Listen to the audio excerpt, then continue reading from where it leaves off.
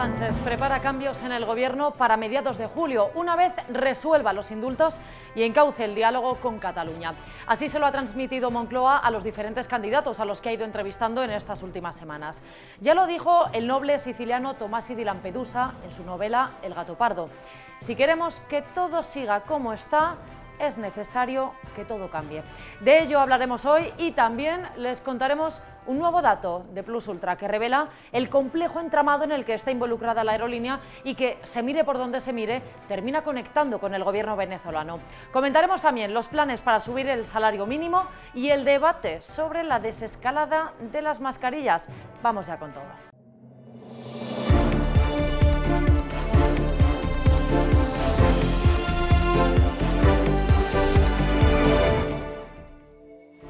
El presidente se prepara para remodelar el gobierno a mediados de julio, el día 15, según publicamos hoy en Voz Populi.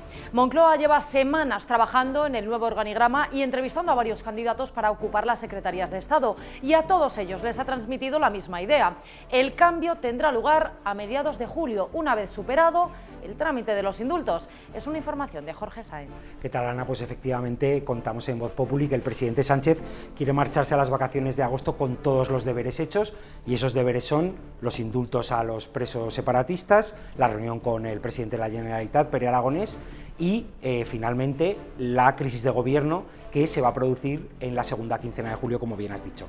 Lo que contamos es que la Moncloa lleva varias semanas manteniendo reuniones con candidatos a ocupar diversos puestos, secretarías de Estado, y en todas esas reuniones se les ha transmitido que a partir del 15 de julio se producirán esos cambios en el gobierno. Vale, 15 de julio, cambios. ¿Qué cambios podemos esperar? ¿Cuáles son? Bueno, se espera una crisis profunda de gobierno, no solo con cambio de nombres y de ministros entrantes, ministros que entran, ministros que salen, sino también un cambio de organigrama, de reparto de competencias, carteras que estaban separadas por la coalición, que se separaron en el acuerdo de coalición PSOE-Podemos, probablemente vayan a volver a unirse, se va a reducir el número de ministerios y se van a reordenar algunas competencias. En este periódico hemos contado que, por ejemplo, toda el área económica va a estar pues muy dominada por Nadia Calviño, y algunas secretarías de Estado se van a reubicar para facilitar la gestión de los fondos europeos, con lo cual va a ser una remodelación grande, con nombres que probablemente vayan a salir, como Pedro Duque, ministro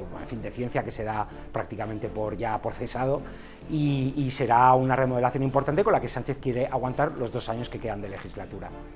¿Y habrá nombres nuevos? Sí, efectivamente, habrá nombres nuevos. Hay ministros que se da prácticamente por seguro que saldrán del actual Consejo de Ministros. Es el caso del ministro de Ciencia, Pedro Duque, probablemente porque esa cartera se vaya a reubicar en otra. También hay gente que está, como Manuel Castells, que pertenece al área de Podemos, ministro de Universidades, que también podría salir. Eso es una cosa que deben negociar Sánchez y, en este caso, Yolanda Díaz, que es la representante de Unidas Podemos en el gobierno tras la salida de Pablo Iglesias. Y sí, efectivamente habrá cambios de nombres, y conociendo a Sánchez seguro alguna sorpresa importante. Pues deseando verlo. Jorge Sáenz, muchísimas gracias. Gracias, Ana. Bueno, ¿y se acuerdan de la canción Tres cosas hay en la vida: salud, dinero y amor? Bueno, pues de eso va hoy el comentario del día del subdirector Alberto Pérez Jiménez. El presidente Pedro Sánchez tiene prisa. Mucha prisa por aprobar los indultos, sentarse con el presidente del Govern, Pere Aragonés.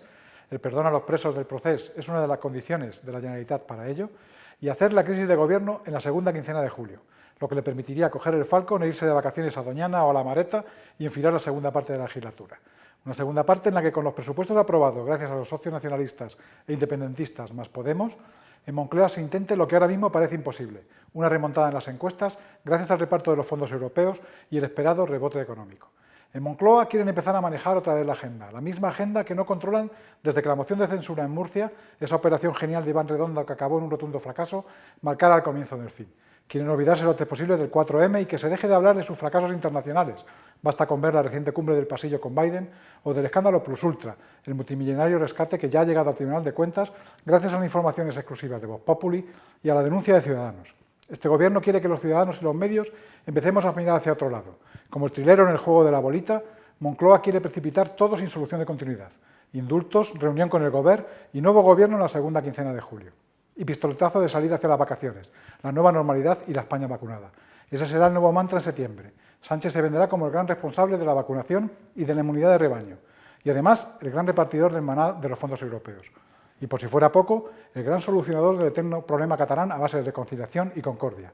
Sánchez, en resumen, tiene mucha prisa por empezar a vender lo que será su nueva receta mágica para España: salud, dinero y amor, o lo que es lo mismo, el fin de la pandemia, los fondos europeos que traerán la recuperación y el amor para reconciliarse con Cataluña. Nosotros en Vox Populi seguiremos desvelando lo que hasta entonces pretende esconder bajo la alfombra: Plus Ultra, las cesiones a los independentistas o los contratos millonarios sin control al amparo de la pandemia. Permanezcan atentos a su móvil y a sus ordenadores.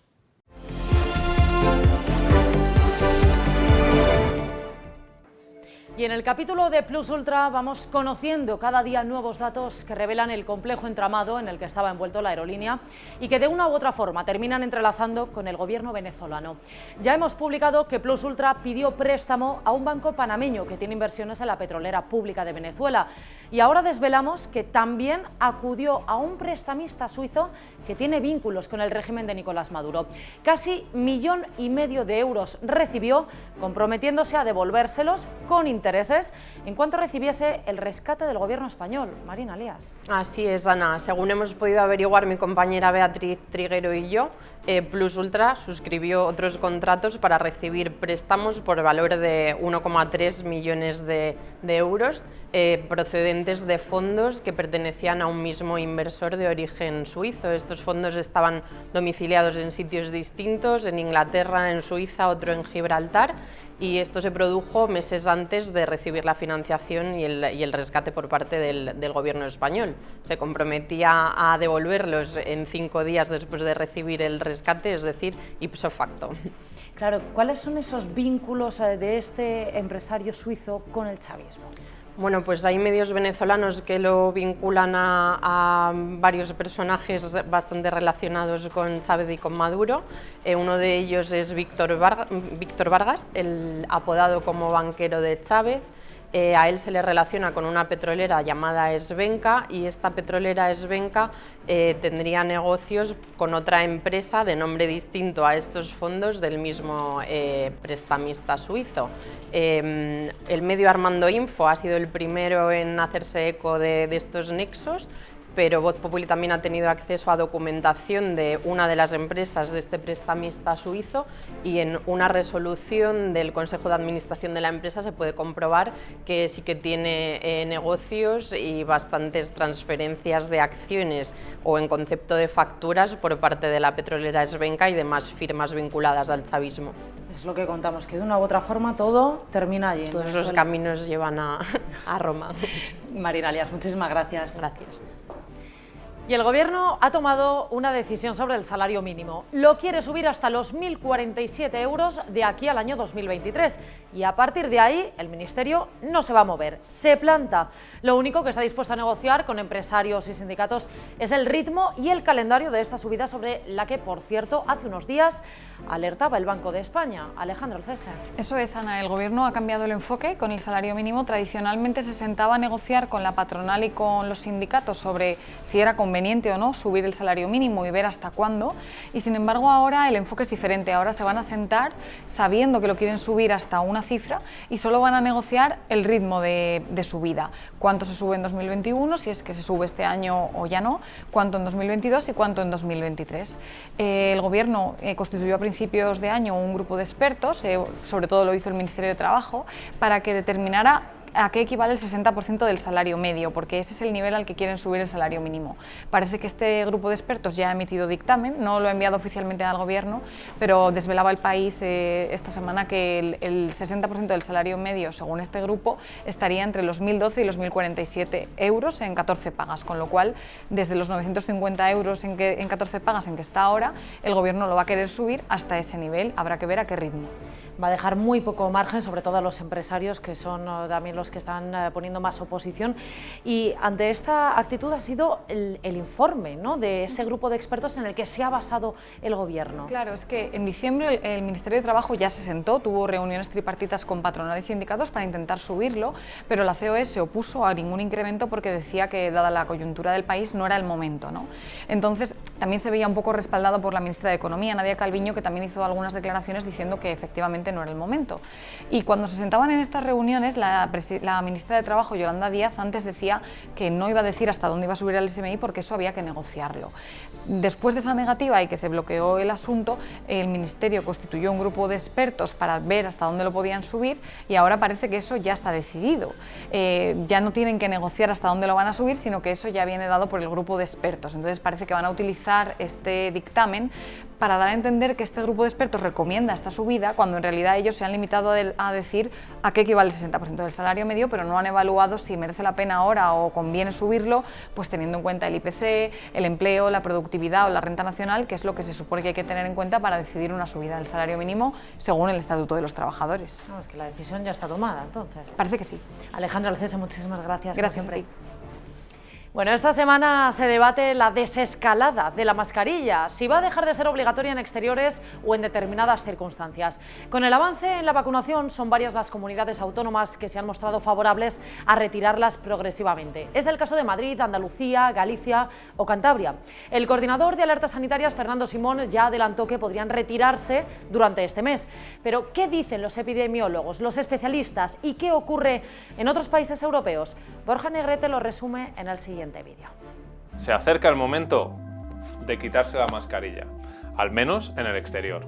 Hasta el momento nos hemos puesto la mascarilla en el exterior para quitárnosla en el interior, algo que según los especialistas en salud pública carece de sentido. Es como ir en moto sin casco y ponérselo al bajar de la moto. Según la Sociedad Española de Medicina Preventiva, el uso de mascarillas en exteriores nunca ha estado avalado de manera científica. Es muy complicado contagiarse al aire libre y guardando las distancias de seguridad. Sin embargo, los epidemiólogos explican que en España se decidió hacer obligatorio el uso de mascarilla para que la gente actuase con cautela. No obstante, algunos especialistas creen que se ha podido generar el efecto contrario y que la gente esté deseando entrar en un bar para quitarse la mascarilla. En Alemania no ha sido nunca obligatoria en el exterior, al igual que en Francia, Noruega, Finlandia y Suecia. Bélgica acaba de quitar su uso en exteriores y Reino Unido en toda la pandemia solo la ha recomendado para interiores, y es recomendación, nunca ha sido obligatoria. Hay voces en salud pública que solicitan ligar el uso de las mascarillas en exteriores al nivel de incidencia y creen que lo ideal sería esperar a tener una incidencia por debajo de 50 o a que el 70% de la población esté vacunada. Ahora mismo esta situación solo se da en Baleares, Comunidad Valenciana, Murcia y Galicia. El Ministerio de Sanidad y las comunidades autónomas deciden esta semana si continuamos utilizando mascarilla en los exteriores o si esto deja de ser una obligación.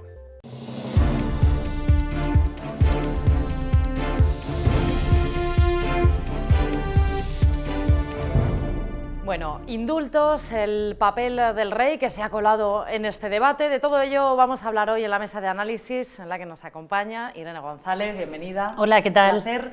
Y Gaby Sanz, bienvenido. ¿Cómo estáis? Un placer, también. Igualmente. Bueno, la portavoz María Jesús Montero ya avisa de que los indultos será cuestión de semanas.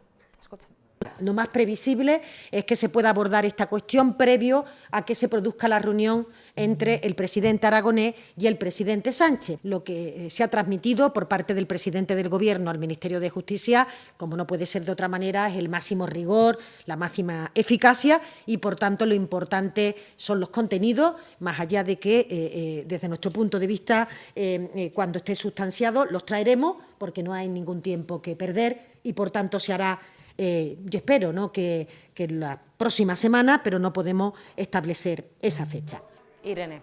Bueno, es que la portavoz del Gobierno parece que está anunciando que los indultos se los van a quitar de las manos, ya es un hecho. Este Gobierno está completamente fuera de control, porque este fin de semana ha habido una manifestación de entre 100 y 200.000 personas pidiendo que se reflexione sobre el tema de los indultos y, por supuesto, hace oídos sordos, y la concordia y el diálogo solamente funciona para este Gobierno con personas que han atacado el orden constitucional.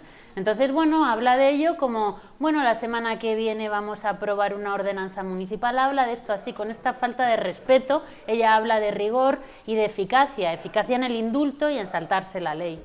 Fíjate, yo, siendo importante eso que dices, las formas en política son cruciales.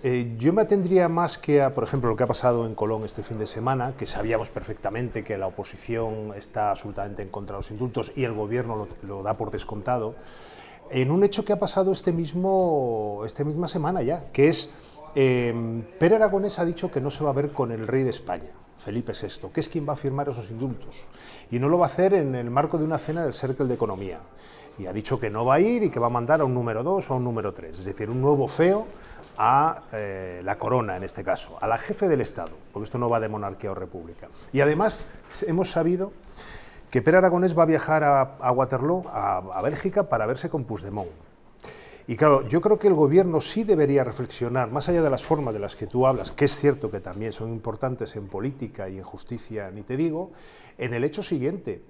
Si están hablando de reconciliación, de arreglar un problema, la reconciliación es ir dos partes a la mitad del camino, no que una parte recorra hasta el otro, que es lo que se está haciendo aquí con el tema de los indultos, porque no hay ninguna garantía de que esta gente no lo vuelva a hacer. Pero es que, vamos a ver, yo no comparto tampoco esta visión que una negociación efectivamente una negociación consiste en que tú recorres parte del camino y yo recorro otra. Por eso es tan importante negar que pueda haber ningún tipo de negociación, porque si entonces en la ley tú aceptas como garante de la misma, siendo el Poder Ejecutivo, que tú vas a recorrer parte de que a determinadas personas, por el hecho de ser políticos, no se les va a aplicar la ley y a los ciudadanos sí, estás abandonando tus funciones ya no constitucionales, sino que el Ejecutivo se está uniendo a la vulneración del orden constitucional. Por eso, ¿qué negociación cabe cuando estamos hablando de la ley?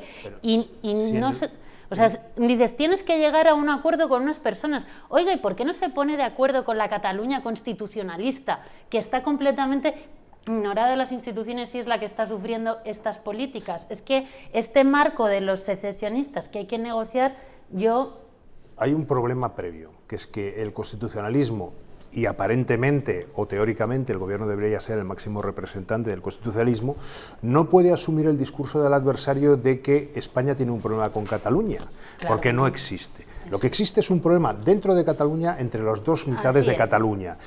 Y habría que exigir a los interlocutores, en este caso a Pere Aragonés, que primero se ponga de acuerdo con los ciudadanos catalanes que no quieren la independencia de Cataluña, y a partir de ahí se establece un diálogo normal, estatutario, constitucional con el gobierno de la nación, al cual yo creo que nadie se va a oponer. Sí creo que los indultos son un arma... Pero dentro de la ley, que no es negociable. Yo sí creo que los indultos en ese sentido son un arma, es decir, un arma en manos del gobierno, decir, bueno, si la negociación va bien, bueno, pues en el marco de unas medidas de gracia se pueden aprobar, porque además va a coincidir con casi la liquidación de condena o las 3/4 partes de la condena. Bien, yo eso hasta lo puedo entender, pero poner el carro delante de los bueyes, que creo que es lo que se está haciendo, tiene un punto peligroso, porque la actitud de Aragonés de la que estamos hablando, de me voy a Waterloo a verme con Puigdemont y además no me voy a cenar con el rey de España y con el presidente de Corea del Sur en una cena convocada por el Cercle de Economía, que por cierto en Cataluña no es que sobren empresas, yo creo que faltan desde que se fueron 3 o 4.000, pues a mí me parece bastante indicativo y sintomático. Quería preguntaros también precisamente por el papel del rey a raíz de las declaraciones de la presidenta Isabel Díaz Ayuso que le están involucrando en este debate. El rey, que por cierto no va a ser recibido por Pere Aragonés en su visita de hoy a Cataluña. En ningún caso vamos a condicionar la agenda del Gobierno a lo que pueda decidir hacer o no el monarca español. El presidente no asistirá, porque así lo ha decidido, a la cena, y sí lo hará el vicepresidente Puigneró. Bueno, es que ninguna novedad con que los líderes independentistas, que están por supuesto fuera, pero de la legalidad, siempre lo han estado, son instituciones declaradas completamente en rebeldía que ya ni siquiera viene el jefe del Estado. No es una novedad, no lo veo de forma trascendente. Y respecto a lo que comentabas, el rey estará donde ha estado siempre, en la defensa de la Constitución y en ejercer su papel constitucional, que será firmar aquello que le presente el Consejo de Ministros. No hay debate ni discusión. La única reflexión que cabe aquí hacer es sobre el Ejecutivo de Pedro Sánchez, que cuando negocia una ley, cuando negocia nuestros derechos y libertades fundamentales, nuestra soberanía como ciudadanos, con quienes vulneran el orden constitucional, también involucra al jefe del Estado en su negociación de nuestros derechos. Y esto es lo que hay que tener en cuenta. Sí, pero siendo eso cierto, Irene, el Partido Popular, que es quien representa la oposición mayoritaria, tenía y tiene muy claro, por lo menos Génova lo tiene muy claro, que no quería y ni quiere involucrar al rey, a sabiendas de que el rey tiene que firmar esos indultos porque no le queda otra, constitucionalmente hablando, pero quiere poner el foco en Pedro Sánchez, en el gobierno y en los socios del gobierno. En la medida en que tú pones en el foco al rey, lo estás desgastando, porque a la gente le induces a pensar que el rey puede no firmar esos indultos, y es mentira, el rey tiene que firmarlos, porque sería caer en una trampa para elefantes. Si no firma esos indultos, se convierte en el rey de los que no quieren que se firmen los indultos, que justamente lo que hace es dividir los españoles por la mitad. Además, esto da pábulo a líderes, bueno, como Rufián de Esquerra, que decía, bueno, pues si no, que abdique. Bueno, pero es que vamos a ver, Rufián no es una persona, ¿sabes?, tampoco que diga cosas sensatas con mucha frecuencia. Entonces, lo que vaya a decir Rufián sobre el monarca, pues no sé, yo no lo tengo en cuenta. El foco que se pueda estar poniendo sobre el rey es el foco que queramos estar poniendo sobre unas declaraciones que ha hecho la presidenta de la Comunidad de Madrid. Pero insisto, hay otros hechos mucho más graves, mucho más relevantes respecto de la corona por parte del Ejecutivo. A mi juicio, bueno, pues que podría haber dicho otras cosas, pues sí, y otros, pues también, especialmente el Ejecutivo. Bueno, para terminar sí que os quiero poner un momentito de de una declaración, si podemos llamarle así, del alcalde Martínez Almeida, el alcalde de Madrid, cuando le preguntaban ayer sobre qué le parecía ese encuentro, mini encuentro, como quieran llamarle, entre Pedro Sánchez y el presidente estadounidense Joe Biden. ¿Qué le pareció la cumbre de 29 segundos entre Biden y Sánchez?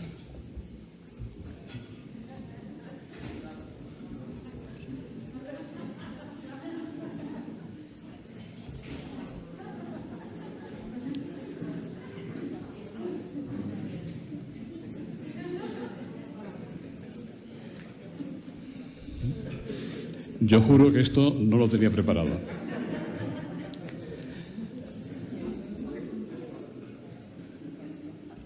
Bueno, ha dado para mucho, ¿eh? Estos 29 segundos se les han hecho tan eternos como a Biden. Se les han hecho tan eternos como a Biden. Bueno, más explícito imposible. Bueno, a ver, esto da para muchos memes, para muchas bromas, nos hemos reído mucho en las últimas 24 horas, pero es un hecho preocupante para España como país. Mi pregunta es si Angela Merkel y Emmanuel Macron, por poner dos ejemplos claros en Europa, se hubieran prestado a esto. A quien, por cierto, la respuesta la tengo Biden clara. ha llamado varias veces, sí, a Merkel, a Macron... Pero precisamente por eso, y por la defensa de la dignidad del cargo de la presidencia del gobierno, hay cosas que el presidente del gobierno no puede hacer. Y una es esta. Efectivamente, se prestó a una humillación, que no es una humillación a Sánchez y a su gabinete desde Moncloa, que ha ido presumiendo de contactos con la Casa Blanca, que esto lo podemos entender, que estas humillaciones y memes se lo merecen, sino que es una humillación a España. Y ante este punto solamente cabe preguntar por parte de la oposición qué es lo que ha hecho este Ejecutivo para que bajo dos administraciones distintas americanas haya esta repulsa inaudita por parte de Estados Unidos a España, que es un país aliado y encima dentro del marco de la OTAN. ¿Qué es lo que ha hecho este gobierno? Hay que preguntar qué pasa, qué sucede, qué sabe Estados Unidos respecto de relaciones. ¿Qué sucede? ¿Por qué? Lo que está claro es que es una relación que ha venido a menos. Pues Irene González, Gaby Sanz, un placer como siempre teneros aquí hoy en la mesa de análisis. Gracias. Igualmente. Bueno, pues con ellos despedimos hoy esta edición de Barra Libre. Ya saben que nos pueden encontrar en la web de vozpopuli.com y también en nuestro canal de YouTube, donde pueden suscribirse y comentar. También, por cierto, estamos en formato podcast en Spotify. Nosotros volvemos mañana con muchísimos más temas. Cuídense mientras tanto. Hasta pronto.